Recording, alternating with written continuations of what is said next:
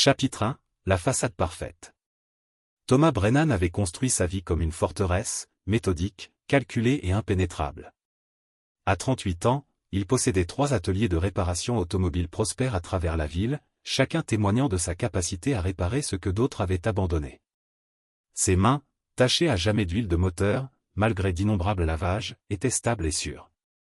Ces mêmes mains avaient autrefois bercé sa fille nouveau-née, signé son certificat de mariage et construit tout ce qu'il pensait important.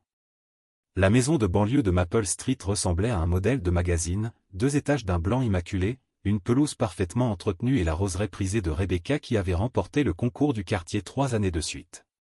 Thomas avait acheté cette maison il y a 7 ans, juste après la naissance d'Emma. Il avait voulu que sa fille grandisse dans un endroit sûr, un endroit magnifique. Rebecca Brennan se déplaçait dans leur maison comme si elle en était propriétaire de chaque centimètre carré, ce qui, techniquement, était le cas. La moitié de tout ce que Thomas avait gagné lui appartenait de droit, un fait qu'elle lui avait rappelé lors de leurs disputes de plus en plus fréquentes. À 34 ans, elle était toujours aussi belle, avec ses cheveux auburn qui reflétaient parfaitement la lumière et ses yeux verts qui avaient autrefois fait battre le cœur de Thomas. Maintenant, ces mêmes yeux le transperçaient comme s'il était un meuble.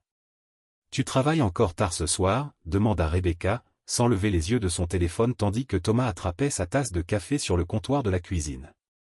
Il était 6h30 et il était déjà debout depuis 1 heure pour vérifier les comptes des magasins.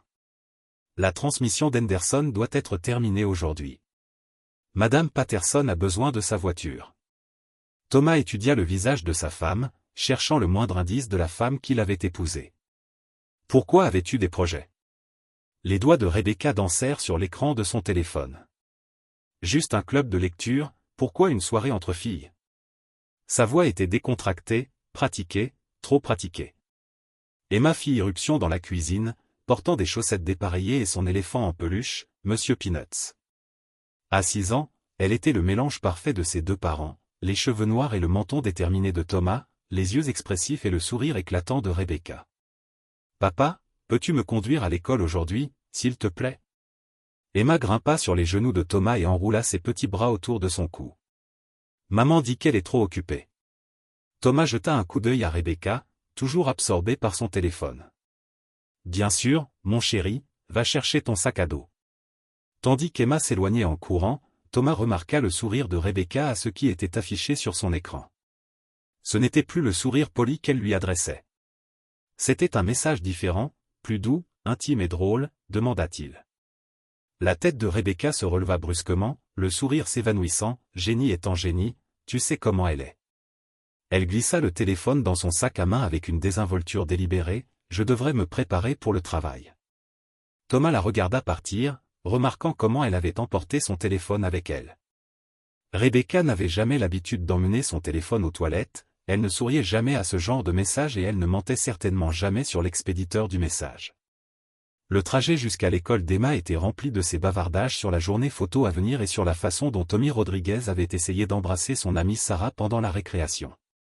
Thomas écoutait, classant ses précieux moments tandis qu'une certitude froide s'installait dans sa poitrine, quelque chose n'allait pas dans son mariage et il était presque sûr de savoir ce que c'était.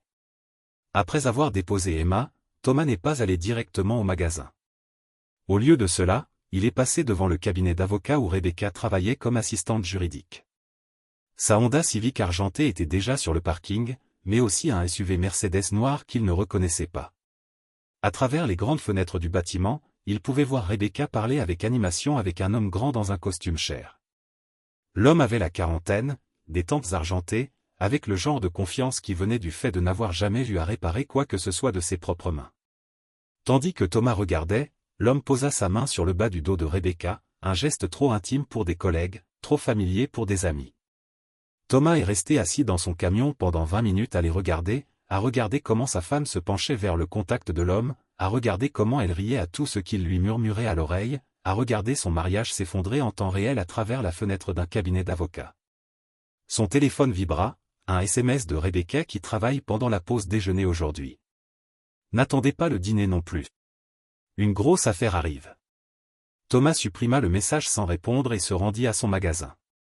Il avait des clients qui comptaient sur lui, des employés qui comptaient sur leur salaire et une fille qui croyait encore que ses parents s'aimaient. Certaines choses pouvaient attendre, d'autres non, mais Thomas Brennan n'oubliait jamais rien et il était très doué pour réparer les choses cassées, même si cela signifiait les démonter complètement. Premièrement, chapitre 2, l'art de l'observation. 3 semaines d'observation attentive avaient donné à Thomas toute la confirmation dont il avait besoin.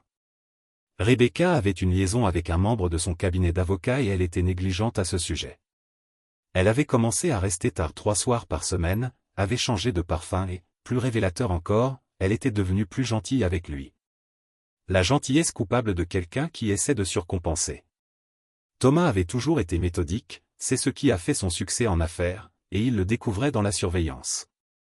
Il avait appris que la Mercedes noire appartenait à Roland Westfield, un avocat spécialisé en divorce, transféré au cabinet de Rebecca 6 mois plus tôt. Il avait appris que Roland était récemment divorcé et payait lui-même une pension alimentaire conséquente à son ex-femme en Californie. Il avait appris que Roland avait la réputation d'être charmant, impitoyable et très doué pour aider ses clients fortunés à dissimuler leurs biens pendant les procédures de divorce. L'ironie n'échappa pas à Thomas, sa femme couchait avec un avocat spécialisé en divorce. « Papa, tu fais brûler les pancakes. » La voix d'Emma ramena Thomas au présent. C'était samedi matin et il était censé préparer leur traditionnel petit déjeuner du week-end. Les pancakes étaient effectivement carbonisés sur les bords. Désolé, mon cœur, papa avait l'esprit ailleurs. Il jeta les pancakes abîmés à la poubelle et recommença. Où est maman? Elle est en haut, elle se fait belle. Elle a dit qu'elle devait aller travailler un peu aujourd'hui. Samedi, Emma est montée sur son tabouret habituel près de l'îlot central de la cuisine.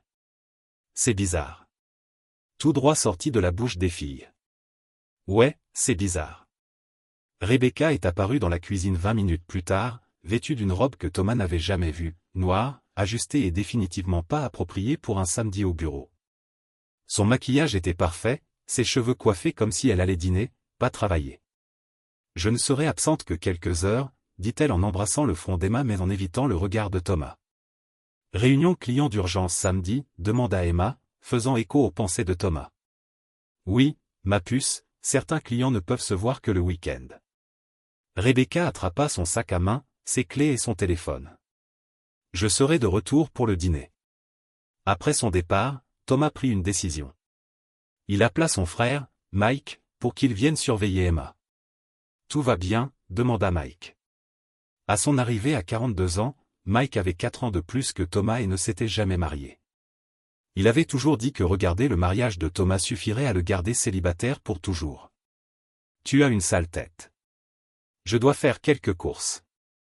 Peux-tu surveiller Emma quelques heures? Mike étudia le visage de son frère. Quel genre de course? Le genre dont on ne demande pas de nouvelles? Oh, Mike hocha la tête d'un air sombre. Le genre Rebecca? Thomas ne répondit pas, mais il n'en avait pas besoin. Mike avait toujours su le déchiffrer. Suivre Rebecca était plus facile que prévu. Elle se rendit directement à l'hôtel Riverside, un hôtel haut de gamme du centre-ville qui demandait $300 la nuit. Thomas se gara de l'autre côté de la rue et regarda Rebecca entrer dans le hall comme si elle était chez elle. Elle n'était pas nerveuse, elle ne regardait pas autour d'elle. Ce n'était pas sa première fois ici. Thomas attendit 30 minutes avant d'entrer lui-même dans l'hôtel. Le hall était élégant, mais discret. Les établissements haut de gamme privilégiaient les sols en marbre, les meubles en cuir et un personnel formé à l'invisibilité. Il s'approcha de la réception avec l'assurance de quelqu'un qui y avait sa place. « Je rencontre mon associé, » dit-il au jeune employé, Roland Westfield. « Je crois qu'il est au restaurant. »« Oh, Monsieur Westfield est arrivé il y a environ 1 heure, chambre 412. »« Voulez-vous que je l'appelle ? » ?»« Pas besoin, je vais le surprendre. » Thomas quitta l'hôtel sans monter au 4e étage. Il avait ce qu'il lui fallait, une confirmation et un numéro de chambre. Plus important encore, il savait maintenant qu'il s'agissait d'un arrangement permanent, et non d'une erreur ponctuelle. Rebecca et Roland avaient une réservation permanente tous les samedis, des réunions clients d'urgence. Il rentra d'ailleurs chez lui et passa l'après-midi à jouer à des jeux de société avec Emma pendant que Mike regardait le football. Lorsque Rebecca revint à 18 h, ses cheveux étaient légèrement jaunis, malgré des tentatives évidentes pour les arranger, et elle sentait une autre eau de Cologne. « Comment s'est passé le travail ?» demanda Thomas pendant le dîner. « Bien, ennuyeux, vous savez comment c'est. » Rebecca passa la salade à Emma. Qu'avez-vous fait aujourd'hui? Papa semblait triste, annonça Emma avec la franchise brutale de l'enfance. Il continuait à fixer le vide. La fourchette de Rebecca s'arrêta à mi-chemin de sa bouche. Triste. Pourquoi étais-tu triste, Tom? Thomas croisa le regard de sa femme de l'autre côté de la table, la voyant clairement pour peut-être la première fois depuis des mois. C'était une étrangère portant le visage de Rebecca, parlant avec la voix de Rebecca, mais la femme qui l'avait épousée était partie depuis un moment. Il pensait probablement juste à l'avenir, dit-il, à propos des changements qui pourraient arriver. La main de Rebecca tremblait légèrement lorsqu'elle prit une gorgée de vin. Quel genre de changement? Oh, tu sais, Emma, la rentrée en CP bientôt, le magasin marche bien. Comme la vie pourrait être différente dans un an ou deux. Thomas sourit, et c'était le genre de sourire qui n'atteignait jamais ses yeux. Comment certaines personnes pourraient finir exactement là où elles méritent d'être? Ce soir-là, après que Rebecca se soit endormie, Thomas s'assit dans son bureau et ouvrit son ordinateur portable. Il avait des projets à faire car, même si sa femme avait peut-être oublié à qui elle était mariée, Thomas Brennan s'apprêtait à rappeler à tous ce qui se passait quand on essayait de lui prendre ce qui lui appartenait. Il avait construit sa vie avec soin, méthode et précision.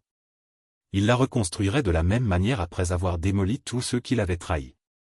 Chapitre 3, l'heure de vérité. Les papiers du divorce arrivèrent un mardi, remis par un crieur qui semblait préférer être n'importe où ailleurs. Thomas signa l'enveloppe pendant qu'Emma mangeait ses céréales, l'épais paquet de papier Kraft lui semblant plus lourd qu'il n'aurait dû l'être entre ses mains. « Qu'est-ce que c'est, papa » demanda Emma, du lait chocolaté dégoulinant de son menton. « Juste des papiers d'affaires, ma chérie. » Rien d'important, mais ils étaient importants, 47 pages de documents juridiques qui disaient en substance que sa femme voulait prendre la moitié de tout ce qu'il avait construit et repartir avec son petit ami avocat. Les papiers étaient complets, préparés avec professionnalisme et d'une efficacité dévastatrice. Thomas les lut 2 fois avant de se déclarer malade au travail, ce qu'il n'avait pas fait depuis 3 ans.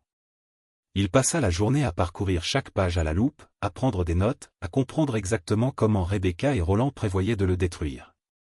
Ils avaient été très malins.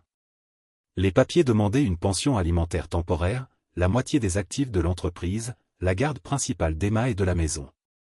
Ils contenaient également une liste détaillée des biens de Thomas, d'une précision suspecte, presque comme si quelqu'un ayant accès à son bureau à domicile avait fourni des informations à quelqu'un d'autre. Rebecca rentra à la maison ce soir-là avec des plats chinois à emporter et un sourire coupable. « Je pensais que nous pourrions faire un bon dîner en famille, » dit-elle en déballant des boîtes de poulet et gredou préférées d'Emma. Parfois, c'est agréable de ne pas cuisiner, vous savez. Thomas la regarda s'affairer dans la cuisine, disposant assiette et serviette avec l'enthousiasme prudent de quelqu'un qui joue un rôle. Elle avait répété cette scène, réalisa-t-il, probablement avec Roland. Emma bavarda pendant le dîner de sa journée d'école, inconsciente que ses parents s'observaient comme des gladiateurs. Rebecca ne cessait de jeter des coups d'œil à Thomas, attendant visiblement qu'il évoque les papiers. Comme il ne le faisait pas, son anxiété devint presque palpable. « Je vais donner le bain à Emma », annonça Rebecca après le dîner. « On pourra peut-être parler après. »« Bien sûr », dit Thomas d'une voix douce. « Je vais faire le ménage ici. » Pendant que Rebecca était à l'étage avec Emma, Thomas déplaça les papiers du divorce de son bureau à la table de la cuisine. Il les rangea soigneusement à côté de l'endroit où Rebecca s'asseyait habituellement, puis se prépara une tasse de café et attendit. Rebecca descendit 20 minutes plus tard et se figea en voyant les papiers. Tom assied Rebecca quelque chose dans son ton la fit immédiatement obtempérer. Thomas ne lui avait jamais parlé ainsi auparavant, calme, posé et absolument définitif. « Depuis combien de temps » demanda-t-il. « Depuis combien de temps, quoi » Mais sa voix n'était qu'un murmure. « Depuis combien de temps êtes-vous là, Roland Westfield » Rebecca tressaillit comme s'il l'avait giflé. Thomas ne jurait jamais devant Emma, jurait rarement. Le mot flottait entre eux comme une lame. Je ne sais pas quoi. Chambre 412 à l'hôtel Riverside. Tous les samedis depuis 2 mois, c'était son bureau. Après les heures de bureau, la voix de Thomas restait parfaitement posée, réunion d'urgence avec des clients, c'est ça. Le visage de Rebecca passa par plusieurs émotions à la fois, surprise, peur, défi et finalement résignation. C'est juste arrivé, Tom. On ne l'avait pas prévu. Thomas se renversa en arrière sur sa chaise. Ceci, il fit un geste vers les papiers, n'arrive pas comme ça. C'est planifié, c'est calculé. C'est toi et ton petit ami qui essayez de me voler. Ce n'est pas comme ça. Signez ces foutus papiers de divorce. Cria soudain Rebecca, son sang-froid se brisant complètement. Elle frappa la table de sa main, faisant sauter les papiers. Signez-les et finissons. Tu ne peux pas me donner ce dont j'ai besoin, Tom. Tu n'as jamais pu. Roland me comprend d'une manière que tu ne comprendras jamais. Thomas fixa sa femme, sa future ex-femme, et sentit quelque chose de froid et de définitif s'installer dans sa poitrine. C'était donc ça, le moment qu'il redoutait et préparait simultanément. Ce dont tu as besoin, demanda-t-il doucement. Tu veux dire de l'argent. Parce que c'est bien de ça qu'il s'agit, n'est-ce pas? Roland a des goûts de luxe et mes garages ne peuvent pas rivaliser avec les revenus d'un avocat spécialisé en divorce. Ce n'est pas une question d'argent. Tout est une question d'argent, Rebecca, surtout avec les avocats spécialisés en divorce. Thomas prit un stylo et le tint au-dessus des papiers. Sa main était ferme, mais quelque chose en lui tremblait d'une rage si pure qu'elle semblait glacée dans ses veines. Puis la porte de la cuisine s'ouvrit brusquement. Papa Emma entra en courant, vêtu de son pyjama violet préféré, les larmes aux yeux. « Papa, pourquoi maman crie-t-elle? Tu t'en vas ?» Rebecca se précipita vers Emma et tomba à genoux. « Non, bébé, papa ne va nulle part. Maman et papa étaient justes. Oncle Roland a dit que tu y allais. » Emma sanglota en désignant le salon. Tous les adultes présents dans la cuisine se figèrent, oncle Roland. La voix de Thomas était d'un calme mortel. « Qui est oncle Roland, Emma? » C'est l'ami de maman qui vient parfois. Quand tu seras au travail, dit Emma à travers ses larmes. Il a dit que bientôt il n'y aurait plus que lui, maman et moi et que tu irais vivre ailleurs parce que tu ne nous aimes plus. Le silence qui suivit fut absolu. Thomas entendait le tic-tac de l'horloge de la cuisine, son propre cœur battre, la respiration haletante de Rebecca. Quand Thomas demanda, d'une voix à peine plus forte qu'un murmure, « Est-ce que tonton Roland vient ?» Emma s'essuya le nez avec la manche de son pyjama.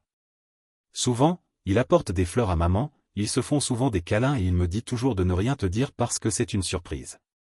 Thomas regarda Rebecca, complètement pâle. Puis il regarda vers le salon où il vit une ombre se déplacer derrière la vitre dépolie de la porte d'entrée, c'est tonton Roland. Là maintenant. Emma hocha la tête, toujours en pleurs. Il est dans le salon. Il m'a dit de rester en haut, mais j'ai entendu des cris et j'ai eu peur.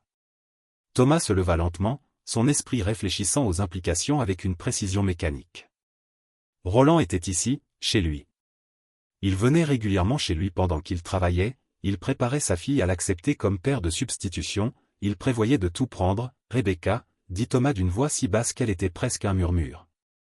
Appelle ton petit ami dans la cuisine, Tom, s'il te plaît, tout de suite. Le mot sortit comme un coup de feu. Rebecca sursauta puis se précipita vers le salon. Thomas entendit une conversation étouffée, puis des pas. Roland Westfield entra dans la cuisine comme s'il était chez lui, arborant un sourire confiant qui s'estompa à la vue de l'expression de Thomas. Il était exactement comme Thomas l'avait imaginé, grand, beau, à la manière d'un avocat de télévision et totalement inconscient du danger qu'il courait. Tom Roland dit en lui tendant la main. « Je suis content que nous puissions enfin nous rencontrer. Je pense qu'il est temps que nous ayons une conversation honnête sur ce qui est le mieux pour chacun. » Thomas regarda la main tendue, puis le visage de Roland, puis les joues tachées de larmes de sa fille. « Tu as tout à fait raison, dit Thomas. Il est temps, pour l'honnêteté. » Puis il sourit et Roland fit involontairement un pas en arrière, car le sourire de Thomas Brennan ressemblait à quelque chose de vif et de rageur. Et enfin, parlons de ce que chacun mérite.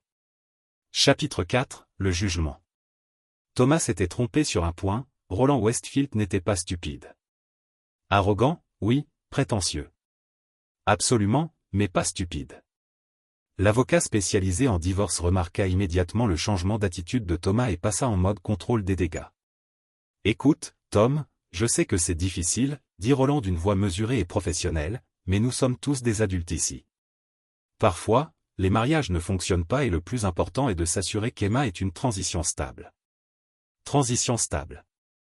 Thomas répéta les mots comme s'il goûtait quelque chose d'amer. « C'est comme ça qu'on appelle ça? Ma femme dans mon lit, pendant que ma fille est en bas? » Emma halta. Rebecca émit un son étranglé. Le sang-froid de Roland se brisa légèrement. Tom, s'il te plaît, Emma n'a pas besoin d'entendre. Emma, elle n'a pas besoin d'entendre grand-chose. Thomas le coupa. Elle n'a pas besoin d'entendre le petit ami de sa mère lui dire que son père s'en va. Elle n'a pas besoin qu'on lui apprenne à me cacher des secrets. Elle n'a pas besoin d'être utilisée comme un accessoire dans ton petit fantasme familial malsain. Thomas s'agenouilla au niveau d'Emma, sa voix douce, malgré la rage qui brûlait dans sa poitrine. Chérie, j'ai besoin que tu montes dans ta chambre et que tu fermes la porte, peu importe ce que tu entends. Ne descends pas avant que je vienne te chercher. Tu peux faire ça pour papa?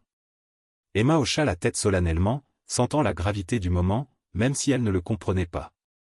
Elle serra Thomas fort autour du cou. Je t'aime, papa, murmura-t-elle. Je t'aime aussi, mon bébé, plus que tout au monde. Après que les pas d'Emma se furent estompés dans l'escalier, Thomas se tourna vers Roland et Rebecca. La cuisine lui parut soudain plus petite, plus intime, comme un décor d'avion. Personne ne voulait se produire. Allons, dit Thomas, sa voix retrouvant ce ton mortellement calme. Discutons de ta demande en mariage. Roland fouilla dans sa veste et en sortit une carte de visite. Je pense qu'il serait préférable qu'on se rencontre dans mon bureau avec une représentation digne de ce nom. La carte de visite tomba par terre lorsque Thomas attrapa Roland à la gorge et le plaqua contre le réfrigérateur. L'avocat était plus grand que Thomas, mais plus doux, non préparé à la violence désinvolte de quelqu'un qui avait grandi dans les quartiers les plus défavorisés de Détroit avant de se frayer un chemin vers la respectabilité. Tom Rebecca hurla, arrête. 20, depuis des années, dit Thomas d'un ton conversationnel, comme s'il n'étouffait pas un homme, 20 ans que je construis quelque chose, que je travaille 16 heures par jour, que je saigne dans des moteurs, que j'économise chaque centime. De plus, ma famille pourrait vivre dans un endroit sûr, propre et agréable. Le visage de Roland rougit. Ses mains agrippèrent le poignet de Thomas. Mais Thomas avait passé 2 décennies à manipuler des outils et des machines. Sa poigne était de fer et tu pensais pouvoir entrer et tout prendre. Prendre mon entreprise, prendre ma maison, prendre ma fille. La voix de Thomas ne s'éleva jamais, ne perdit jamais son ton conversationnel. Mais surtout, Roland, tu pensais pouvoir le prendre à quelqu'un qui se laisserait faire. Thomas relâcha son étreinte. Soudain, Roland s'affala contre le réfrigérateur, haletant et se frottant la gorge. Voilà ce qui va se passer, continua Thomas. Tu vas retirer ces papiers de divorce, tu vas mettre fin à ta relation avec ma femme, tu vas être muté dans un autre cabinet d'avocat dans une autre ville et tu ne me contacteras plus jamais. Ma famille encore. Roland redressa sa cravate, les mains tremblantes. Tu ne peux pas m'agresser et ensuite exiger quelque chose. Je te ferai arrêter. Quoi? Thomas afficha à nouveau ce sourire glacial. Tu appelleras la police et tu leur diras exactement ce que tu es. Tu étais chez un autre homme, sa femme corrompant son enfant et essayant de lui voler ses économies. Je suis sûr que ça plaira au barreau. C'est insensé. Rebecca dit, Tom, tu ne peux pas menacer les gens comme ça, je ne menace personne. Dit Thomas d'un ton doux. Je t'explique les conséquences, Roland. Voilà un homme intelligent. Il comprend les conséquences, n'est-ce pas? L'avocat Roland retrouvait son calme, son arrogance naturelle reprenant le dessus. Tu penses pouvoir m'intimider. J'ai traité des affaires contre des hommes bien plus dangereux que toi. Tu n'es personne de spécial, Tom, juste un autre ouvrier qui pense posséder quelque chose qu'il ne peut pas se permettre de perdre. Thomas hocha la tête pensivement. Tu as raison sur un point, je ne suis personne de spécial. Je répare des voitures pour gagner ma vie, je change l'huile et les freins, et je fais un travail honnête de mes mains. Mais tu sais ce que je fais d'autre, Roland? Il marqua une pause, laissant le silence s'étirer. Je me souviens de tout, de chaque détail, de chaque affront, de chaque personne qui a essayé de me séduire. La voix de Thomas se réduisit à un murmure, et je ne pardonne jamais, jamais. Quelque chose dans son ton fit reculer Roland. Alors voilà ce que je vais faire. Thomas continua. Je vais tout découvrir de toi, où tu vis, où tu manges, où tu fais tes courses, où tu gardes ta Mercedes de luxe. Je vais apprendre tes routines, tes faiblesses, tes secrets et puis, quand tu t'attendras le moins, quand tu te croiras en sécurité, je te détruirai complètement et définitivement. Tu parles de harcèlement. Je parle de justice. Thomas ramassa les papiers du divorce et les déchira en deux. Tu vois, tu as fait une erreur cruciale, Roland. Tu pensais que j'étais faible parce que je travaille de mes mains. Tu me prenais pour un idiot parce que je n'avais pas fait de droit. Mais surtout, tu me trouvais faible parce que j'aime ma famille. Thomas jeta les papiers déchirés aux pieds de Roland. Tu as confondu gentillesse et faiblesse. C'est une erreur que tu ne commettras qu'une fois. Roland regarda Rebecca, s'attendant visiblement à ce qu'elle prenne sa défense, qu'elle choisisse son camp. Mais Rebecca fixait son mari comme si elle le voyait pour la première fois, et ce qu'elle vit l'effraya. Ce n'est pas fini. Roland dit finalement en rajustant sa veste. On ne peut pas menacer un officier de justice et s'attendre à ce qu'il lui dise « Sors ». Les mots furent prononcés si bas que Roland faillit ne pas les entendre, mais l'attente derrière eux était indéniable. J'ai dit « Sors maintenant avant que je fasse quelque chose que nous regretterons tous les deux ». Roland partit. Thomas entendit la porte d'entrée claquer, le moteur de la Mercedes démarrer, son ennemi battre en retraite. Pour l'instant, Rebecca resta dans la cuisine, les larmes aux yeux. « Tom, s'il te plaît, ne me laisse pas t'expliquer. » « Il n'y a rien à expliquer. » Thomas regarda sa femme avec la même expression qu'il aurait donnée à un inconnu. « Tu as fait ton choix. Tu as choisi son argent, ses promesses et ses mensonges. Tu as choisi de trahir tout ce que nous avons construit ensemble. Ce n'était pas comme ça. C'était exactement comme ça. » Thomas se dirigea vers la fenêtre de la cuisine et regarda la roseraie que Rebecca avait si soigneusement entretenue. « Tu veux divorcer? Très bien, tu en auras un, mais ce ne sera pas à ces conditions. Ce ne sera pas à tes conditions, ce sera aux miennes. » Qu'est-ce que ça veut dire? Thomas se tourna vers sa femme une dernière fois. Cela signifie que tu aurais dû faire plus attention à qui tu choisissais de trahir, parce que je ne pardonne pas à Rebecca et je n'oublie jamais le chapitre 5, l'art de la guerre. Thomas passa les 3 jours suivants à planifier avec la précision méthodique qui avait fait le succès de son atelier automobile. Il prit des vacances, ce qui fit sourciller, puisque Thomas ne prenait jamais de vacances et se consacra à la recherche avec l'intensité concentrée d'un général se préparant au combat. Roland Westfield vivait dans un appartement en attique au centre-ville, conduisait un SUV Mercedes en leasing et menait un style de vie légèrement au-dessus de ses moyens. L'avocat était bon dans son travail mais meilleur dans les apparences, le genre d'homme qui valorisait l'image plutôt que le fond. Thomas a appris l'emploi du temps de Roland en le suivant, a appris ses habitudes par l'observation et a appris ses faiblesses par la patience. Plus important encore, Thomas a entendu parler de l'ex-femme de Roland en Californie. Diane Westfield avait été mariée à Roland pendant 12 ans avant de découvrir ses liaisons au pluriel. Le divorce avait été brutal et Roland avait utilisé toutes les astuces juridiques pour minimiser ses paiements de pension alimentaire. Diane était restée amère, en difficulté financière et très disposée à parler à quiconque l'appelait, prétendant écrire un article sur les avocats spécialisés en divorce peu scrupuleux. « C'est un prédateur », a dit Diane à Thomas au téléphone, sa voix portant encore de la colère 3 ans après le divorce. Il cible spécifiquement les femmes mariées qui traversent des moments difficiles. Il leur donne le sentiment d'être spéciales, comprises, valorisées.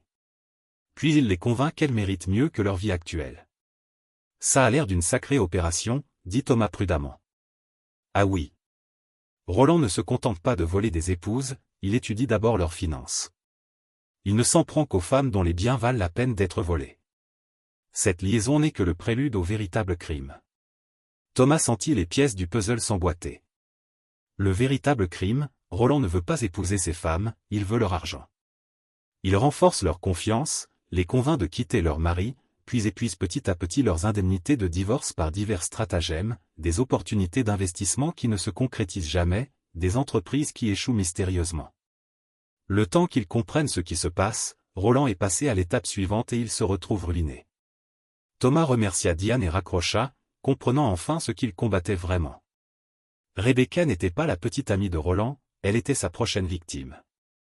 Cette liaison n'était que la première phase d'une arnaque élaborée visant à voler tout ce que Thomas possédait. Mérité. Cette prise de conscience aurait dû le rassurer. Au contraire, elle l'a refroidi, car Rebecca avait quand même choisi de le trahir, même manipulé. Elle avait pris la décision de mentir, de tromper, d'utiliser leur fille comme un instrument pour le complot de quelqu'un d'autre. Comprendre les motivations de Roland n'excusait pas les choix de Rebecca. Thomas passa le reste de la semaine à mettre son propre plan à exécution. Premièrement, il déplaça de l'argent, sans rien faire d'illégal. Thomas était bien des choses, mais la stupidité n'en faisait pas partie. Il liquida des placements, restructura des comptes professionnels et transféra des fonds vers des endroits plus difficiles à trouver lors d'une procédure de divorce. Si Roland voulait jouer à des jeux financiers, Thomas s'assurerait que les règles du jeu soient équitables. Deuxièmement, il engagea une détective privée, pas une de ces agences de détectives de centre-ville aux tarifs de luxe, mais une ancienne inspectrice de police nommée Carmen Rodriguez, qui travaillait dans un bureau d'un centre commercial et était spécialisée dans la détection des conjoints infidèles. Carmen était minutieuse, discrète et n'avait aucune patience pour les avocats qui se croyaient plus malins que les autres. Je vous fournirai des photos, des vidéos, des informations financières. Les archives, les œuvres promises par Carmen. Mais que comptez-vous faire de toutes ces preuves? Je compte le détruire, dit simplement Thomas. Carmen observa longuement le visage de Thomas. Ce n'est pas un conseil juridique que je peux vous donner. Je ne demande pas de conseil juridique. Tant mieux, car ce que vous décrivez ressemble à de la vengeance, pas à de la justice. Parfois, c'est la même chose. Troisièmement, Thomas a eu une conversation avec son frère, Mike. J'ai besoin que vous emmeniez Emma un moment, dit Thomas. Ils étaient assis dans la cuisine de Mike, buvant de la bière et faisant semblant d'avoir une conversation normale un mardi soir. Peut-être quelques semaines, peut-être plus longtemps. Combien de temps encore? Jusqu'à ce que j'ai fini? Mike resta silencieux un long moment avec Rebecca, avec tout le monde. Tom, quoi que vous prévoyiez, je ne prévois rien d'illégal. Thomas croisa le regard de son frère, mais les choses vont mal tourner. Emma n'a pas besoin de voir ça. Et Rebecca? C'est elle que vous comptez emmener Emma. Le sourire de Thomas était aussi tranchant que du verre brisé. Rebecca perdit le droit de prendre des décisions concernant Emma dès qu'elle a amené son petit ami à la maison, dès qu'elle a commencé à apprendre à notre fille à me mentir. Mike hocha lentement la tête. Quand veux-tu que je vienne la chercher demain soir?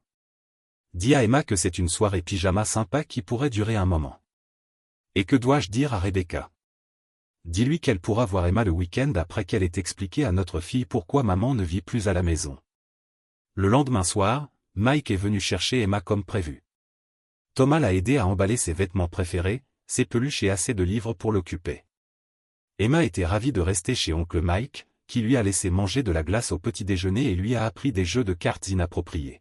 « Combien de temps restes-tu chez oncle Mike » demanda Rebecca, sentant clairement que quelque chose n'allait pas, jusqu'à ce que papa termine son projet, dit Emma innocemment.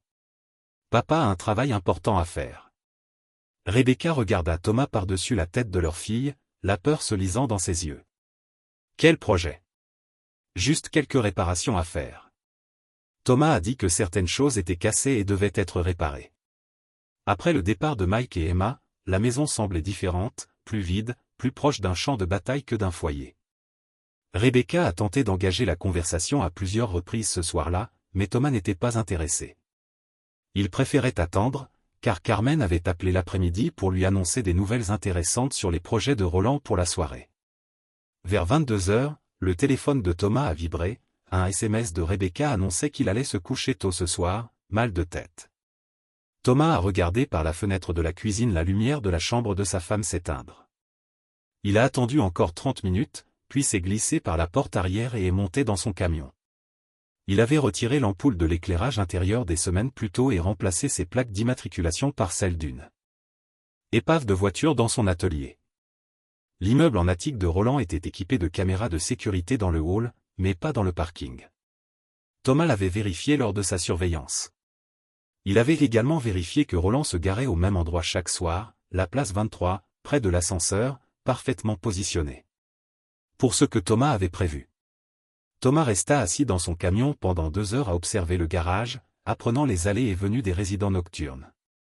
À minuit 47, une BMW argentée entra dans le garage. À 1h15, un couple de septuagénaires rentra de ce qui ressemblait à un dîner tardif. À 1h33, le garage était vide, à l'exception des voitures garées. Thomas sortit de son camion et se dirigea vers la Mercedes de Roland. Le SUV de l'avocat était impeccable, détaillé et poli, valant plus que ce que la plupart des gens gagnaient en un an. Thomas passa la main sur le capot, sentant la peinture coûteuse, la précision de la mécanique, la fierté d'en être propriétaire. Puis il ouvrit sa boîte à outils, chapitre 6 conséquences. Le lendemain matin, Roland découvrit que sa Mercedes refusait de démarrer. Le moteur tournait, mais ne détectait pas un problème que Thomas avait créé en desserrant des connexions spécifiques et en ajustant les réglages du mélange de carburant. C'était le genre de problème qui déconcerterait la plupart des mécaniciens et nécessiterait un diagnostic coûteux pour l'identifier. Thomas le savait car il avait appelé le garage automobile de luxe préféré de Roland. Se faisant passer pour un client potentiel, j'ai appris qu'il facturait $200 juste pour voir une voiture, plus la main-d'œuvre à $150 de l'heure. Roland a finalement eu 3 heures de retard au travail. Il a manqué une comparution au tribunal, sa journée a été gâchée, son emploi du temps détruit et son image professionnelle soigneusement entretenue ternie. C'était Thomas, réfléchit-il. Un bon début, mais la voiture n'était que le début. Thomas avait des projets bien plus ambitieux. Ce soir-là, Rebecca est rentrée à la maison, l'air hagard et anxieux. Elle avait essayé de joindre Roland toute la journée sans succès et son absence l'avait clairement perturbée. « Où est Emma ?» fut la première chose qu'elle demanda. « Avec Mike, je vous ai dit que pendant combien de temps ?» Thomas a haussé les épaules jusqu'à ce que les choses se calment. Rebecca s'est assise lourdement à la table de la cuisine. « Tom, il faut qu'on parle de nous, de ce qui se passe, de comment aller de l'avant. » Thomas a regardé sa femme, l'a vraiment regardée. Elle était toujours belle, avait toujours cette qualité qui l'avait attiré au départ, mais il y avait quelque chose de creux dans ses yeux, quelque chose de calculateur et froid. « Il n'y a pas de nous, Rebecca, il y a toi, il y a moi, et il y a une bande d'avocats qui vont s'enrichir grâce à notre divorce. Ça ne devrait pas être comme ça. » « Si, si. Thomas s'est assis en face d'elle parce que tu l'as fait ainsi. Tu as amené un autre homme chez nous. Tu as utilisé notre fille comme un accessoire dans ta liaison. Tu comptes voler la moitié de tout ce que j'ai gagné et le donner à ton petit ami. Roland n'est pas à moi, n'est-ce pas? » La voix de Thomas était douce mais ferme. « Ne me mens plus. Je suis au courant pour l'hôtel. Je sais qu'il est venu ici pendant la journée. Je suis au courant pour les papiers du divorce et comment il t'a aidé à les préparer. » Le visage de Rebecca s'est décomposé. « Tom, s'il te plaît. J'ai fait des erreurs, mais on peut arranger ça. On peut aller voir un thérapeute, on peut surmonter ça. Certaines choses sont irréparables, Rebecca. Certaines choses sont trop abîmées pour être réparées. Tu ne le penses pas vraiment. Je suis sincère. » Thomas s'est penché en arrière. Sur sa chaise. « Tu veux savoir ce qui est vraiment triste? Si tu étais venu me dire que tu étais malheureuse, si tu avais dit que tu voulais autre chose, on aurait pu trouver une solution, divorce, séparation, tout ce dont tu aurais eu besoin. J'aurais été juste, j'aurais été généreuse. Je le veux toujours, mais tu ne l'as pas fait. Tu as choisi de mentir, tu as choisi de comploter. Tu as choisi d'impliquer notre fille dans ta tromperie. » La voix de Thomas devenait plus froide à chaque mot. « Pire encore, tu as choisi de le faire avec un homme qui prévoyait de te voler. » Dès qu'il a mis la main sur ton argent, Rebecca écarquilla les yeux. « Que veux-tu dire ?» demanda Diane Westfield, l'ex-femme de Roland. « Elle serait ravie de te raconter les méthodes de ton petit ami. » Thomas vit la compréhension se dessiner sur le visage de Rebecca, la vit réaliser qu'elle avait été aussi malmenée que lui. La différence, c'est qu'il n'éprouvait aucune sympathie pour elle. Elle avait fait ses choix en sachant pertinemment qu'elle trahissait sa famille. Quoi qu'il arrive. Pour elle, après coup, c'était la justice, pas la tragédie. Le téléphone de Rebecca a explosé. Elle y a jeté un coup d'œil et son visage est devenu blanc. « Qu'est-ce qui se passe ?» demanda Thomas à Roland. « Il dit qu'il faut qu'on parle ce soir. Il a l'air en colère. Des ennuis au paradis. » Rebecca regarda Thomas avec une pointe de désespoir. « Que as-tu fait ?» ?»« Je n'ai rien fait à Roland. » Le sourire de Thomas était fin et tranché. Pourtant, 1 heure plus tard, la Mercedes de Roland s'est garée dans l'allée. Thomas regardait par la fenêtre du salon l'avocat se précipiter vers la porte d'entrée, le visage noirci de rage. La voix de Rebecca Roland résonna dans la maison tandis qu'il fonçait sans frapper. « Où étais-tu ? J'ai appelé toute la journée. Mon téléphone était en mode silencieux, » dit Rebecca en se dépêchant de le rejoindre. « Qu'est-ce qui ne va pas ? Tu regardes ton mari avec ma voiture ? Le regard de Roland se posa sur Thomas, qui se tenait calmement dans l'embrasure de la porte du salon. 800 $ de frais de diagnostic et de réparation, 800 $ parce que ce salaud n'accepte pas que son mariage soit terminé. Je ne vois pas de quoi tu parles, dit Thomas d'un ton doux. Panne de voiture, c'est dommage. Tu devrais peut-être acheter une voiture américaine la prochaine fois. Roland fit un pas vers Thomas, les poings serrés. Tu te crois malin? Tu crois qu'un acte de vandalisme puéril va me faire peur? Je pense que tu devrais faire plus attention où tu te gares, répondit Thomas. Il y a beaucoup de criminalité dans les parkings du centre-ville ces jours-ci. Ce n'est pas fini. Si, si. Les mots furent prononcés si doucement que tout le monde se figère. Thomas entra dans le salon, avançant avec le calme et la réflexion de quelqu'un qui a pris une décision définitive.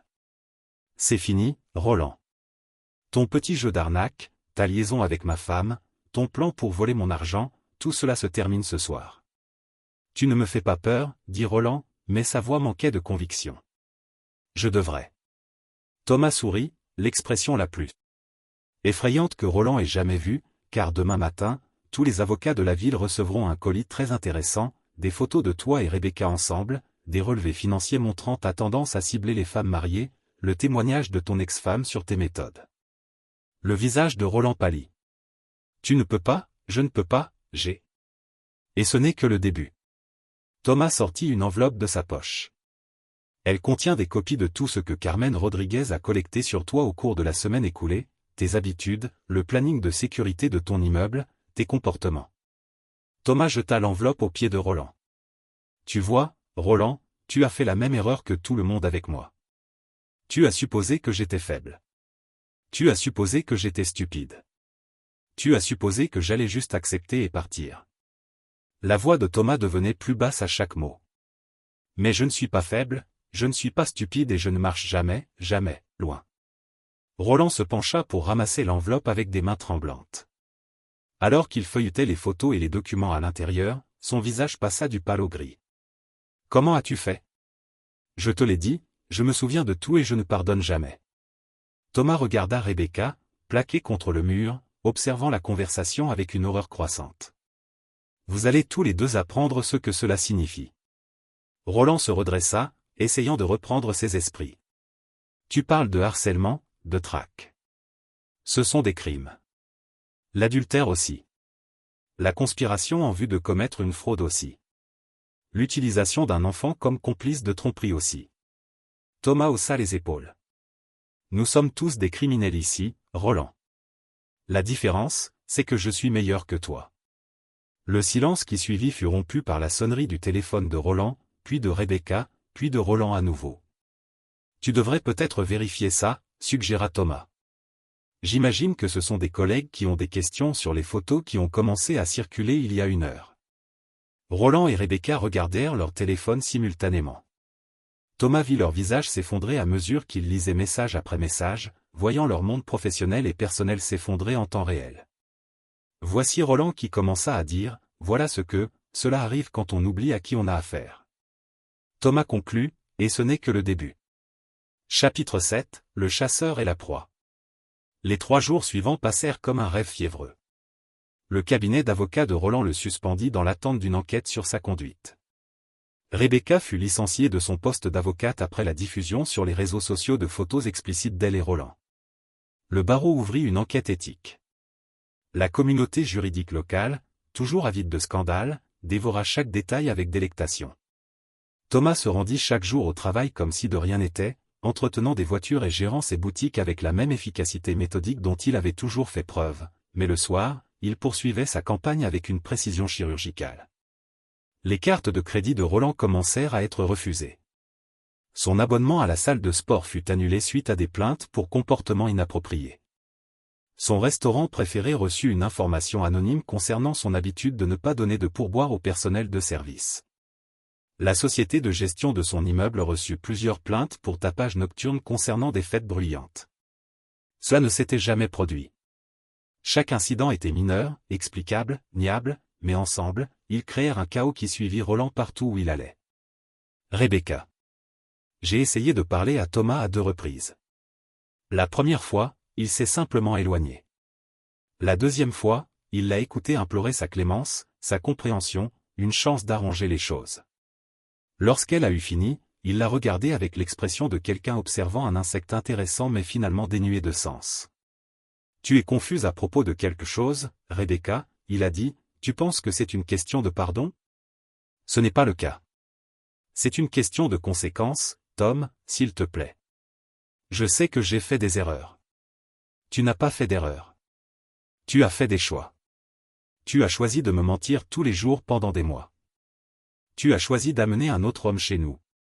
Tu as choisi d'utiliser notre fille pour brouiller les pistes. » La voix de Thomas était parfaitement calme. « Je m'assure simplement que tu subisses les conséquences de ces choix. » Et Emma ? Et notre fille ? Emma va bien. Elle est en sécurité avec Mike, loin du drame pathétique que toi et Roland allez créer quand votre petit monde finira par s'effondrer. Elle a besoin de sa mère, de stabilité, d'honnêteté. Elle a besoin d'être protégée de ceux qui l'utiliseraient comme un accessoire dans leur manigance. Thomas observa le visage de Rebecca. « Tu as cessé d'être sa mère au moment où tu as décidé que ta liaison était plus importante que son bien-être. » Ce soir-là, Thomas reçut un appel de Carmen Rodriguez. « Ton fils, Roland, est désespéré », rapporta TL. « Il a engagé son propre détective privé. Il veut des preuves que tu le harcèles. Trouve quelque chose d'intéressant. Rien d'admissible. Tu as été très prudente. » Carmen marqua une pause. « Mais je dois te demander, jusqu'où comptes-tu aller ? Autant que nécessaire ? Ce n'est pas une réponse. C'est la seule réponse que tu auras. » Carmen resta silencieuse un instant. « Je fais ça depuis 15 ans, Tom. J'ai vu beaucoup d'hommes s'engager sur des chemins sans issue. Sois juste intelligent dans tes plans. » Thomas raccrocha et resta assis dans sa maison vide à réfléchir au chemin, aux conséquences et au point de non-retour. Il avait déjà franchi des limites qu'il n'aurait jamais cru franchir. La question était de savoir combien il était encore prêt à franchir. Son téléphone vibra, un SMS d'un numéro inconnu. « On doit se voir, juste toi et moi. Pas d'avocat, pas d'épouse, pas de jeu. 1 heure, parking de Riverside Park East. » Ce n'était pas signé, mais Thomas savait qu'il avait envoyé. Roland était prêt à négocier. Thomas sourit. Roland ne comprenait toujours pas la situation. Il pensait qu'il s'agissait de gagner et de perdre, de négociations et de compromis. Il pensait qu'il y avait un accord à conclure. Thomas se rendit au parc en voiture, arrivant 15 minutes en avance pour jeter un œil. Le quartier était presque vide, juste quelques joggeurs et un homme âgé promenant son chien. Le parking était isolé, entouré d'arbres, parfait pour une conversation privée. Roland était déjà là quand Thomas arriva, debout à côté de sa Mercedes réparée, comme s'il posait pour une publicité de magazine. Même en pleine crise, l'avocat ne put s'empêcher de mettre en scène son apparition. Tom Roland hocha la tête à l'approche de Thomas. « Merci d'être venu. »« Que veux-tu, Roland ? » ?»« Je veux en finir. Quel que soit ton jeu, quel que soit ton argument, tu l'as atteint. Tu m'as coûté mon travail, ma réputation, ma crédibilité. Tu as gagné. » Thomas observa le visage de l'avocat. Roland semblait épuisé, stressé, comme un homme qui n'avait pas dormi depuis des jours. « Très bien, je n'ai rien gagné, » dit Thomas. « Je viens juste de commencer à équilibrer les comptes. Que faudra-t-il ? » Roland demanda, « De l'argent, je paierai ton divorce, avocat. Assure-toi d'obtenir un accord équitable, Rebecca, et je déménagerai. On est ailleurs. Tu ne nous reverras plus jamais. Voilà ton offre. Argent et distance. C'est une offre généreuse. » Thomas rit et le bruit fit dire à Roland. « Fais un pas en arrière, Roland, tu ne comprends toujours pas. Ce n'est pas une question d'argent. Ce n'est pas une question de mon mariage. Ce n'est même pas une question de Rebecca. » Thomas se rapprocha et Roland recula jusqu'à se plaquer le dos contre sa voiture. « C'est une question de savoir si tu pensais pouvoir me voler et t'en tirer. Je n'ai jamais rien volé. Tu as volé ma femme. Tu as volé le sentiment de sécurité de ma fille. Tu as volé des mois de ma vie pendant que tu planifiais ton petit coup monté. » Thomas était suffisamment prêt maintenant pour que Roland puisse sentir l'huile de moteur et la sueur. « Plus important encore, tu as volé ma tranquillité d'esprit, et ça, Roland, je ne pourrai jamais le récupérer. Alors, que se passe-t-il maintenant? Thomas sourit et Roland vit sa propre mort dans cette expression. Maintenant tu apprends ce que signifie s'en prendre à quelqu'un qui n'a plus rien à perdre. Thomas sortit quelque chose de la poche de sa veste. Un petit enregistreur numérique. Saviez-vous que Rebecca tient un journal intime, très détaillé et explicite, avec des noms, des dates, des lieux et des fonctions? Thomas brandit l'enregistreur. Elle parle aussi dans son sommeil. Incroyable ce qu'on peut apprendre quand on a une confiance totale. Le visage de Roland devint blanc. Tu ne peux pas, moi si. J'ai. En fait, des copies de ces enregistrements sont déjà entre les mains de plusieurs personnes très intéressées. L'avocat de votre ex-femme, par exemple, s'avère que Diane envisage de vous poursuivre pour fraude pendant votre procédure de divorce. Ces enregistrements devraient fournir d'excellentes preuves. Thomas remit l'enregistreur dans sa poche. Mais ce n'est pas le meilleur, Roland. Le meilleur, c'est ce qui se passera la semaine prochaine. Que se passera-t-il la semaine prochaine? Le sourire de Thomas s'élargit. Tu le découvriras, mais voici un indice, tu devrais peut-être commencer à chercher un nouvel endroit où vivre, une nouvelle ville où vivre, et peut-être une nouvelle identité. Tant qu'à faire, Thomas se retourna à son camion, laissant Roland seul sur le parking. Il comprenait qu'il s'était battu avec quelqu'un qui jouait selon des règles totalement différentes. En rentrant chez lui, Thomas ressentit quelque chose qu'il n'avait pas éprouvé depuis des mois, un bonheur sincère. Ni de la satisfaction, ni du soulagement, mais une joie sincère, car la chasse touchait à sa fin et la proie commençait enfin à comprendre ce que signifiait être attrapé. Chapitre 8, le coup final. Thomas passa le dimanche matin chez Mike à jouer avec Emma et à faire comme si tout était normal. Sa fille était heureuse, équilibrée et parfaitement inconsciente que le mariage de ses parents était devenu une zone de guerre. Mike lançait des regards inquiets à Thomas, mais il ne posait pas de questions. Thomas appréciait cela chez son frère. Mike comprenait que certaines conversations avaient lieu quand il le fallait, pas avant. « Papa, quand est-ce que je rentre ?» demanda Emma tandis qu'il construisait un fort avec des coussins de canapé. « Bientôt, ma chérie, papa, il faut juste que je termine quelques travaux d'abord. » Quel genre de travail? Le genre important, celui qui garantit que tout est en sécurité pour toi? Emma hocha la tête solennellement, acceptant cette explication avec la conviction que seuls des enfants de 6 ans possédaient. Thomas serra sa fille fort dans ses bras, respirant l'odeur de son shampoing à la fraise et se promettant que, quoi qu'il arrive, Emma serait protégée.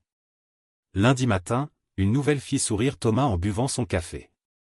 Roland Westfield avait été arrêté dimanche soir pour ivresse et trouble à l'ordre public après avoir provoqué une scène dans un restaurant chic du centre-ville. Selon le rapport de police, Roland avait accusé le personnel de la salle de musculation d'avoir trafiqué sa nourriture et avait jeté un verre de vin sur un autre client. Les accusations étaient mineures, mais le coup de feu avait fait la une des journaux locaux. Thomas n'avait rien à voir avec l'arrestation de Roland, mais il appréciait le timing. Les gens désespérés font des erreurs, et Roland devenait de plus en plus désespéré. Rebecca appela cet après-midi-là, la voix tremblante d'une hystérie à peine maîtrisée, « Tom, tu dois arrêter ça. Roland est en train de s'effondrer. Il boit trop, il ne dort pas, il devient paranoïaque. On dirait un problème personnel. » Thomas a dit que ce n'était plus seulement à propos de nous. Roland parle de faire quelque chose de radical. Il a peur et la trouille. Les gens font des choses stupides. Quel genre de choses stupides, je ne sais pas, mais il n'arrête pas de parler de la façon dont tu as ruiné sa vie, de la façon dont tu lui as tout pris, du fait qu'il n'a plus rien à perdre. Thomas sentit un frisson le parcourir. Il était tellement concentré sur la traque de Roland qu'il n'avait pas envisagé la possibilité que Roland le traque à son tour. Où est-il maintenant? Je ne sais pas. Il n'a pas répondu au téléphone depuis hier, Tom. J'ai vraiment peur qu'il le fasse. La ligne a été coupée. Thomas a essayé de rappeler, mais le téléphone de Rebecca est tombé directement sur la messagerie. Thomas s'est rendu chez la sœur de Rebecca, où elle habitait depuis son départ. L'allée était vide. Aucun signe de la Honda de Rebecca ou de la Mercedes de Roland. Il a essayé de verrouiller la porte d'entrée. Il a regardé par les fenêtres, sombres et vides. Son téléphone a sonné, numéro inconnu. « Bonjour, Tom. » La voix de Roland était brouillée par l'alcool et quelque chose d'autre, quelque chose de dangereux. « Où es-tu, Roland ?» « Dans un endroit privé, un endroit où l'on peut avoir une vraie conversation sans interruption? Que veux-tu? Je veux que tu comprennes quelque chose, Tom. Tu te crois intelligent, tu penses avoir gagné, mais tu as commis une erreur cruciale. Thomas se dirigeait déjà vers son camion, clé en main. Quelle erreur! Tu as oublié que les hommes désespérés sont capables de tout. Et tu m'as rendu très, très désespéré. La ligne a été coupée. Thomas a essayé de rappeler. Le numéro était bloqué. Il a réessayé le téléphone. De Rebecca toujours sur la messagerie vocale. Il a appelé Mike pour s'assurer qu'Emma était en sécurité. Elle l'était, mais Mike pouvait entendre la tension dans la voix de Thomas. Que se passe-t-il? Demanda Mike. J'ai peut-être poussé quelqu'un trop loin, admit Thomas. Garde Emma à l'intérieur ce soir. Verrouille les portes. Si quelqu'un vient te poser des questions, appelle la police d'abord et moi ensuite. Tom, qu'as-tu fait? Ce que j'avais à faire, mais j'ai peut-être mal calculé les conséquences. Thomas a traversé la ville pendant 2 heures, vérifiant tous les endroits où Roland pourrait emmener Rebecca, l'immeuble de l'avocat, l'hôtel où ils s'étaient rencontrés, le cabinet d'avocat, même le restaurant où Roland avait été arrêté, rien. À 21 heures, son téléphone a vibré avec un message texte, parking de Riverside Park East. Venez seul ou Rebecca sera blessée. Thomas a regardé le message, comprenant enfin que le jeu avait changé. Ce n'était plus une question de vengeance, de justice ou de conséquences. C'était une question de survie. Il a conduit jusqu'au parc, réfléchissant lentement aux possibilités et aux résultats. Roland était ivre, désespéré et probablement armé. Rebecca était soit une participante consentante, soit une otage involontaire.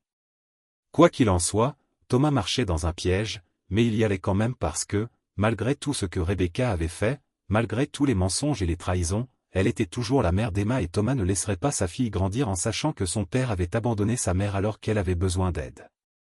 Le parking était vide, à l'exception de la Mercedes de Roland, garée à l'endroit même où ils s'étaient rencontrés quelques jours plus tôt. Thomas se gara à 50 mètres et s'approcha à pied, tous ses sens en alerte. Roland était adossé à sa voiture, buvant une bouteille de whisky hors de prix.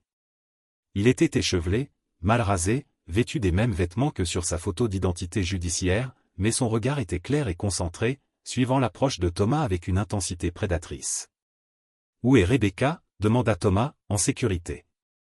Pour l'instant, Roland prit un autre verre. « Tu sais, Tom, j'ai repensé à notre conversation de l'autre jour sur les conséquences, les choix et le fait que chacun obtienne ce qu'il mérite. Où est-elle?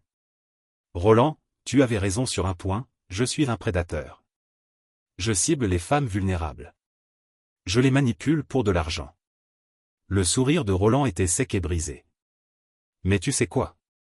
Je suis doué pour ça, vraiment doué, et j'avais une carrière très réussie jusqu'à ce que tu décides de jouer les détectives. » Thomas se rapprocha, remarquant la main de Roland posée près de la poche de sa veste.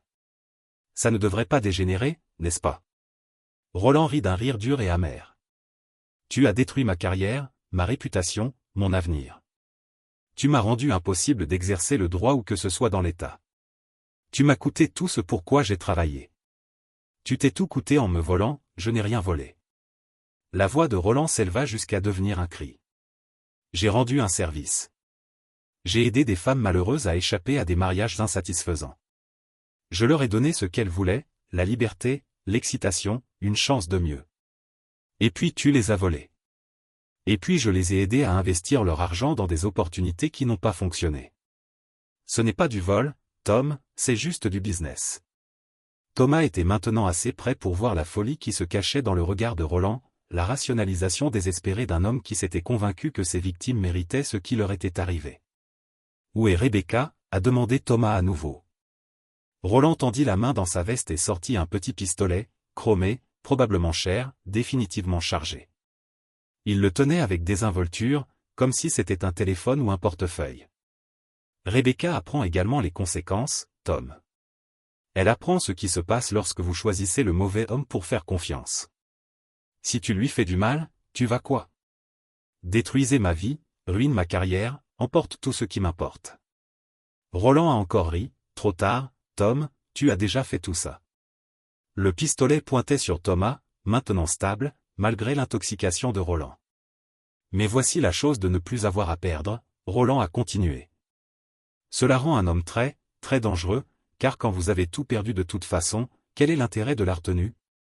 Thomas se tenait parfaitement immobile, calculant les distances et les possibilités. Roland était à 10 pieds de distance, ivre mais alerte, armé et a clairement dépassé le point de la pensée rationnelle. Le jeu intelligent était de le parler pour trouver un moyen de désamorcer la situation. Mais Thomas Brennan n'avait jamais été intéressé par les jeux intelligents. Quand quelqu'un a menacé sa famille, tu as raison sur une chose, Roland, a dit calmement Thomas. Les hommes sans rien perdre sont très dangereux. Puis il sourit et Roland a vu quelque chose dans cette expression qui a fait geler son sang. La différence est que j'ai appris cette leçon il y a longtemps. Vous êtes juste en train de le comprendre maintenant. Chapitre 9, le prix de la justice. Ce qui s'est passé ensuite a duré moins de 30 secondes mais définirait le reste de la vie de Thomas Brennan. Roland, malgré son état d'ivresse, a été assez rapide pour suivre le mouvement de Thomas alors qu'il plongeait à gauche. Le premier coup de feu a séparé l'air nocturne, manquant Thomas par pouce et brisant le pare-brise d'une voiture garée. Le deuxième coup est allé largement alors que Thomas roulait derrière une barrière en béton. Mais Thomas n'avait pas survécu à 3 tournées en Afghanistan en se cachant derrière la couverture tandis que Roland tirait des coups sauvages dans l'obscurité. Thomas se déplaçait vite, silencieux et mortel. Il avait appris le combat urbain des meilleurs instructeurs que l'armée avait à offrir et ses leçons ne l'avaient jamais quitté. Roland n'a jamais vu Thomas venir. L'impact a conduit les deux hommes au sol, les canons de Roland traversant l'asphalte dans l'obscurité. Ils ont roulé, combattu, chaque homme entraîné par un pur désespoir. Roland avait des jeunes et de la taille de son côté, mais Thomas avait de l'expérience et la fureur froide de quelqu'un défendant sa famille. Le combat s'est terminé lorsque Thomas a enroulé ses mains autour de la gorge de Roland et a serré avec la pression méthodique de quelqu'un qui l'avait déjà fait. Roland a griffé les poignets de Thomas, haleté pour l'air, a tenté de le renverser, mais Thomas avait pris sa décision et Thomas Brennan n'a jamais changé d'avis une fois qu'une décision a été prise.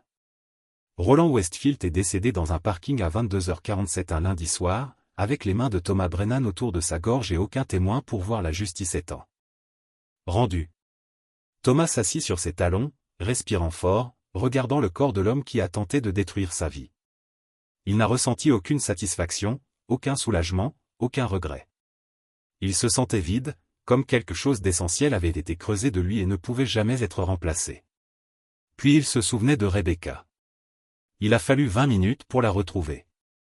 Roland l'avait attachée et l'avait laissée dans le coffre de sa Mercedes, bâillonnée mais indemne. Elle était terrifiée, pleurant, s'attendait clairement à mourir. Lorsque Thomas a ouvert le coffre et a coupé ses liens, elle est tombée dans ses bras, sanglotant de soulagement. « Tom, oh mon Dieu, Tom, il allait me tuer », a-t-il dit.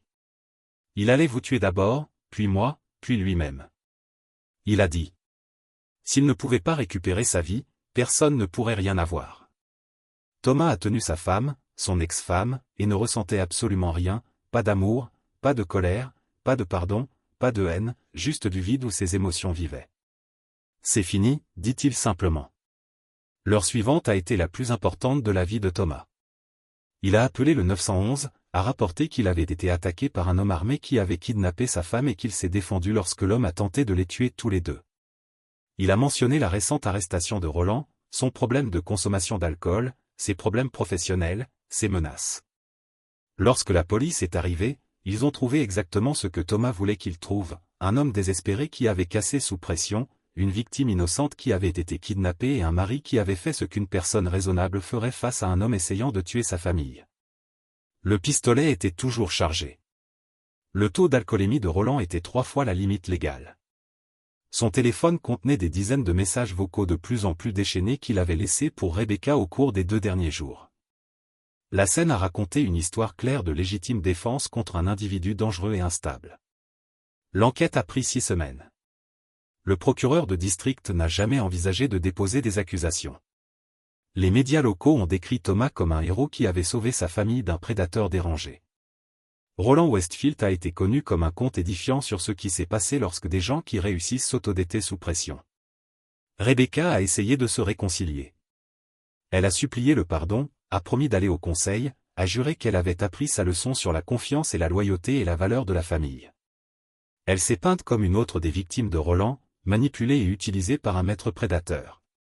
Thomas a écouté tout ce qu'elle avait à dire. Puis il lui a remis des papiers de divorce, justes, raisonnables, généreux, même la moitié de tout ce qu'ils avaient construit ensemble, la garde partagée d'Emma, aucune demande de pension alimentaire ou de soutien, propre, simple, finale. « Je ne comprends pas, a déclaré Rebecca. Je pensais qu'après ce qui s'était passé, après m'avoir sauvé, je ne vous ai pas sauvé pour nous. Thomas a dit, je vous ai sauvé pour Emma, donc notre fille n'aurait pas à grandir en sachant que sa mère est morte à cause de la vengeance de son père.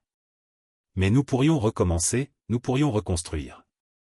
Non, nous ne pouvons pas, car chaque fois que je vous regarde, je vois quelqu'un qui a choisi de trahir tout ce que nous avions ensemble et chaque fois que vous me regardez, vous verrez quelqu'un capable de tuer un homme à main nue. Rebecca a signé les papiers. Elle a déménagé dans un autre état, a recommencé avec un nouvel emploi et une nouvelle vie. Elle appelle Emma chaque semaine, visite tous les 2 mois et envoie des cartes d'anniversaire avec des chèques à l'intérieur. C'est une bonne mère à distance, ce qui est probablement la meilleure que l'un ou l'autre pourrait espérer. Emma prospère. Elle vit avec Thomas dans la maison sur Maple Street, l'aide à l'ancienne roseraie de thym Rebecca et ne montre aucun signe de traumatisme des événements qui ont détruit le mariage de ses parents. Les enfants sont résilients et Emma avait été protégée du pire. Thomas ne s'est jamais remarié. Il sort de temps en temps, mais chaque relation se termine de la même manière, avec des femmes qui se rendent compte qu'il y a une partie de Thomas Brennan qui est en permanence, une section de son cœur qui a fait noir la nuit. Il a tué Roland Westfield et ne s'est plus jamais illuminé. Ses autoshops prospèrent. Il est considéré comme un pilier de la communauté, une réussite, un homme qui a surmonté la tragédie et a construit quelque chose de durable. Les gens le respectent, lui font confiance, lui apportent leurs problèmes parce qu'ils savent que Thomas Brennan peut réparer n'importe quoi. Ils ont raison, Thomas peut réparer n'importe quoi, mais certaines choses, une fois brisées, ne peuvent plus jamais être rendues entières et certaines réparations laissent des cicatrices qui durent éternellement. Thomas a appris cette leçon dans un parking un lundi soir avec du sang sur les mains et la justice dans son cœur. C'était l'éducation la plus chère qu'il ait jamais reçue et la seule qu'il n'avait jamais eu à payer 2 fois, car Thomas Brennan n'oublie jamais et il ne pardonne jamais. Mais parfois tard dans la nuit, lorsque la maison est calme et qu'Emma dort en toute sécurité dans sa chambre, Thomas se demande si le prix de sa vengeance valait ce que cela lui coûtait. Il se demande s'il y avait peut-être eu un autre moyen, un choix différent, un chemin qui n'a pas conduit à la violence et à la mort. Puis il regarde les photos de sa fille sur la cheminée, pense à la vie qu'elle vit et à l'avenir qu'elle aura, et sait qu'il ferait à nouveau les mêmes choix, chacun d'eux. Certaines choses valent le prix, certaines personnes méritent toutes les conséquences les trouver, et certains hommes apprennent trop tard qu'il y a des lignes que vous ne traversez pas et des gens que vous n'essayez pas de détruire. Thomas Brennan avait enseigné à Roland Westfield cette leçon de façon permanente, et il a appris quelques leçons assez proches dans le processus. Le plus important, la justice ne guérit pas. Il ne restaure pas ce qui a été perdu ou répare ce qui a été cassé. La justice garantit simplement que les coupables paient le prix qu'ils doivent, et parfois cela doit être suffisant. C'est là que notre histoire touche à sa fin.